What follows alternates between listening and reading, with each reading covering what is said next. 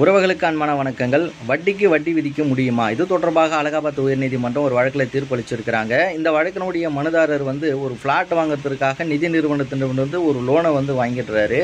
அந்த லோனை கட்டும் பொழுது சில இஎம்ஐஸ் நின்று போயிடுது. அதில் அது வட்டி போடுவாங்க. அந்த வட்டியும் அசல் தொகையும் சேர்த்து கட்டிட்டாங்க. இருந்தாலும் அந்த நிலுவையில் நின்ன வட்டி தொகைக்கு மேலும் வட்டி போட்டு அந்த நிதி நிறுவனம் கேட்டதுனால இந்த மனுதாரர் அலகாபாத் உயர்நீதிமன்றத்தில் ஒரு ரிட் பெட்டிஷன் தாக்கல் பண்ணுறாரு. இதனை விசாரித்த ஜஸ்டிஸ் சந்திரசேகர் ராய் அவர்கள் என்ன சொல்கிறாங்கன்னா, சிபிசி பிரிவு 34 பிரகாரம் 12% வட்டி தான் வசூல் பண்ணோம். ஆனால் நீங்கள் 18% வட்டியை போட்டு வசூல் பண்ணியிருக்கீங்க. மேற்கொண்டு வட்டி சட்டம் பிரிவு 3 உட்பிரிவு 3 பிரகாரம் அசல் தொகைக்கு மட்டும்தான் வட்டியை கட்ட முடியுமே தவிர வட்டிக்கு வட்டியை போட்டு அதுக்கு வசூல் பண்ண முடியாது. இதுக்கு கோர்ட்டு இந்த மாதிரியான ஒரு அதிகாரத்தை வழங்க முடியாதுன்னு சொல்லி இந்த தீர்ப்பில் சொல்லியிருக்காங்க. இதை பற்றி தெரிஞ்சுக்கணும்.